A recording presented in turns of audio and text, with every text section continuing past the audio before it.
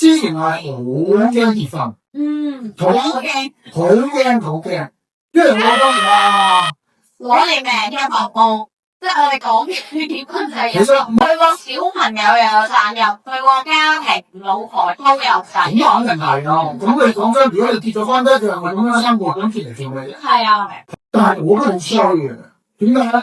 我係想有小朋友先結婚，呢個係唔好嘅一件事嚟。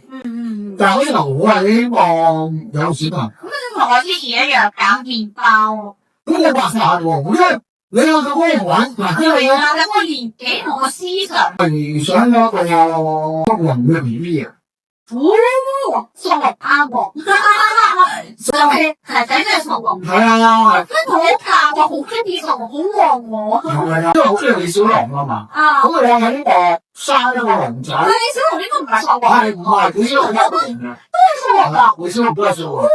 嚇，咁半年就結咗婚。好快。但係我係咁標誌嘅。小朋友咯。都係想有小朋友。係咯。嗱，嗰時候嗰啲朋友都話：喂，你係咪生仔嘅咧？係咯，如果係女咁點？對，但係我真係唔生仔喎，我解釋唔到呢樣嘢。我真係真係好多謝上天嘅。念力。因為之前其實我好多小朋友，我係驚得好得意喎。佢係嗰啲好敏感嘅。係啊，真係似頭頭先話。教㗎嗰啲係嘛？我係好討厭嘅，好奇怪啊！我生個仔之後，我好中意小朋友。有好包容小朋友。好包容。我而家你從中意嘅嘢全部都冇唔中。係，我都解釋唔到嘅。而家好多小朋友，你用主人同我去玩。佢影響咗你好深。好犀利。